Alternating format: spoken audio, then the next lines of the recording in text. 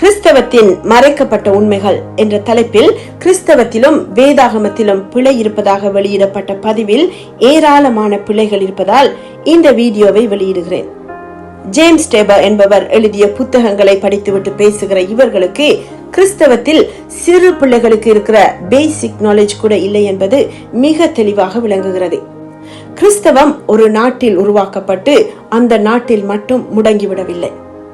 வேதாகமம் கூறுகிறபடியே சூரியன் உதிக்கும் திசை தொடங்கி அது அஸ்தமிக்கும் திசை வரையுமுள்ள எல்லா மக்களாலும் பின்பற்றப்படுகிற உலகின் மிக பிரதான மதம், அழித்துவிட முயற்சித்த ரோம சாம்ராஜ்யத்திலேயே அரச மதமாக்கப்பட்டு ஏறக்குறைய 150 நாடுகளின் பிரதான மதமாக சிறந்தோங்கியுள்ளது. இயேசுவே முழு உலகிலும் உள்ள அத்தனை இனத்தவர்களாலும் மொழியினராலும் வணங்கப்படுகிறார். அவருடைய பிறப்பே சகல நாட்டினராலும் கொண்டாடப்படுகிறது. ராமன் சீதையை பற்றி தெரிந்து கொள்ள ராமாயணத்தை படிக்க வேண்டும். பாரத போரை பற்றி தெரிந்து கொள்ள மகாபாரதத்தை படிக்க வேண்டும். கிறிஸ்தவத்தை பற்றி தெரிந்து கொள்ள வேதாகமத்தை தான் படிக்க வேண்டும். வேதாகமத்தை மட்டும் தான் படிக்க வேண்டும். 2000 வருடங்களுக்கு பின் யாரோ ஒருவர் அதற்கு எதிராக எழுதிய விமர்சனத்தை அல்ல. இயேசுவை நேரடியாக சந்திக்காததால் இயேசு வாழ்ந்த நாட்களுக்கு 20 வருடங்களுக்கு பின் பவுல் எழுதியதை நம்ப முடியாதாம் ஜேம்ஸ் டேபர் என்பவருக்கு. ஆனால் அவர் 2000 வருடங்களுக்கு பின் எழுதுவதை நம்பலாமா? இதை தலை சிறந்த கருத்து என தலையில் எதுவுமே இல்லாதவர்களால் மட்டுமே நம்ப முடியும்.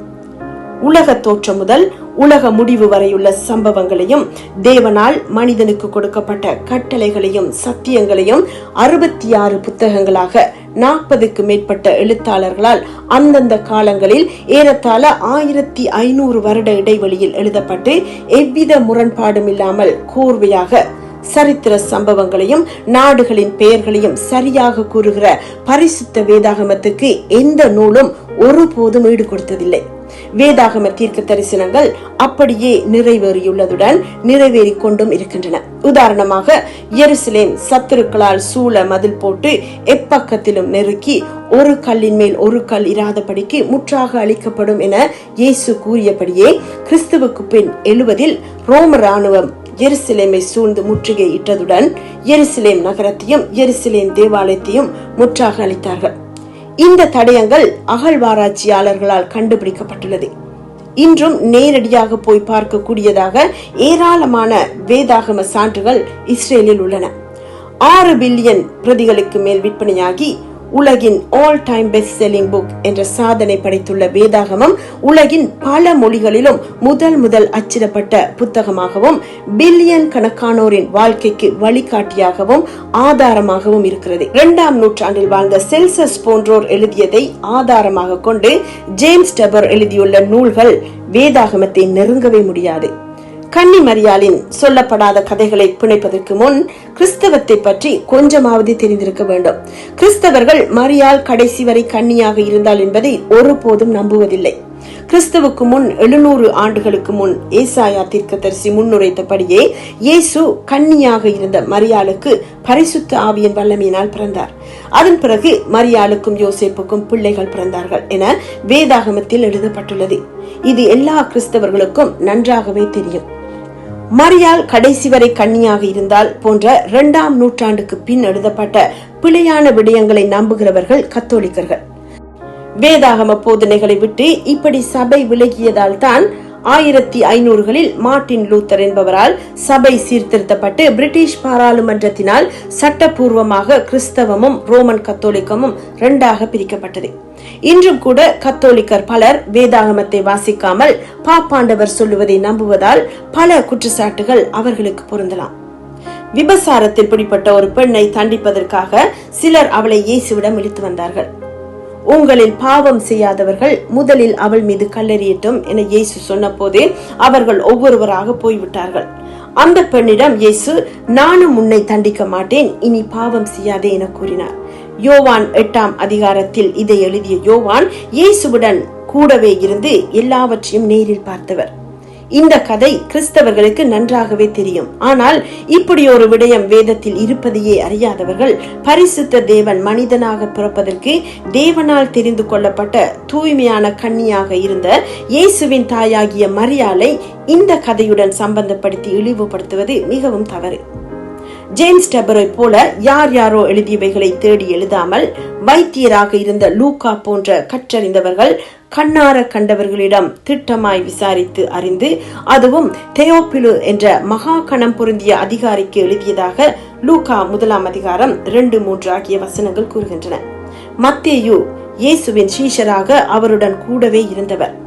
அதே காலப்பகுதியில் வாழ்ந்த மாற்கு, பேதுரு போன்ற இயேசுவின் சீஷர்கள் மற்றும் எல்லா சம்பவங்களையும் நேரில் கண்டவர்கள், அனுபவித்தவர்கள் கூறியதை எழுதியுள்ளார்.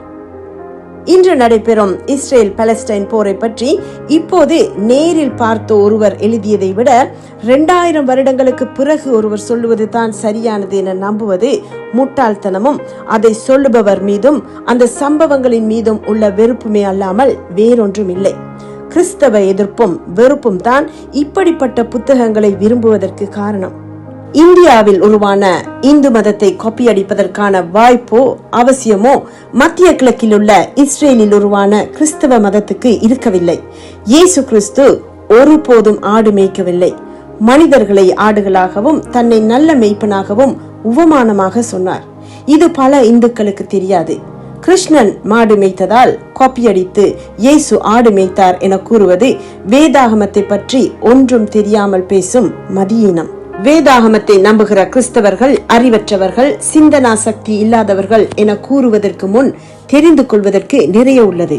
விஞ்ஞான தொழில்நுட்ப கண்டுபிடிப்புகள், கல்வி, மருத்துவம், ஜனநாயக அரசியல் போன்ற அத்தனை விடயங்களும் கிறிஸ்தவர்களாலும் யூதர்களாலும் கண்டுபிடிக்கப்பட்டு மற்ற நாடுகளுக்கு கொடுக்கப்பட்டதுடன் மேல் நாடுகளுக்கு சென்றே பலரும் ஆரம்பத்தில் உயர்கல்வி கற்றார்கள். அதையே பெருமையாகவும் நினைத்தார்கள். இந்தியா, இலங்கை போன்ற நாடுகளில் பாடசாலைகள் அமைத்து அறிவூட்டியதில் கிறிஸ்தவ மிஷனரிகளும் கத்தோலிக்க குருமார்களும் கன்னியாஸ்திரிகளும் பெரும் பங்கு வகிக்கிறார்கள். வேதாகமம் பெரும் அறிவாளிகள், அரசர்கள், தலை சிறந்த விஞ்ஞானிகளால் பின்பற்றப்பட்ட நூல்.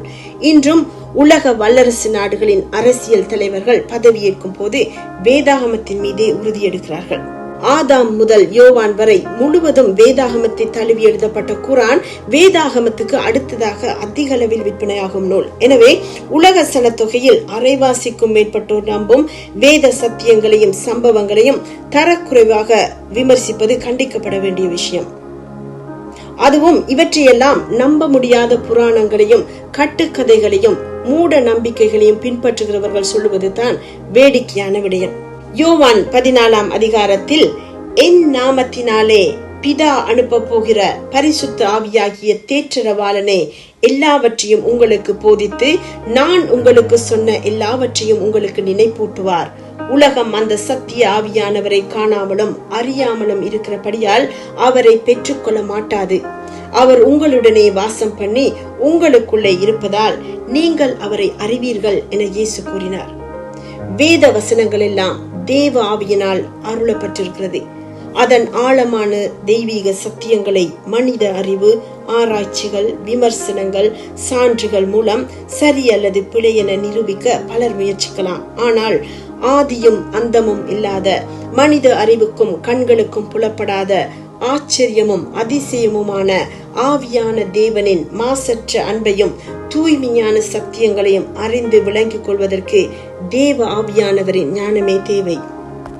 ஒரே ஒரு நாட்டை ஆளுவதற்கு 33 கோடி தேவர்கள் தேவைப்படும் போது ஒருவராய் வானங்களை ஞானமாய் படைத்து பரலோக சிங்காசனத்தில் வீற்றிருந்து உலகம் அனைத்தையும் ஆளுகை செய்யும் பரிசுத்தமும் சர்வ வல்லமையும் உள்ள ஒன்றான மெய்தேவனாகிய இயேசு கிறிஸ்துவின் மகிமையையும் மாட்சிமையையும் உணர்ந்து அவரை பின்பற்றுகிறவர்கள் உண்மையிலேயே ஞானவான்கள்.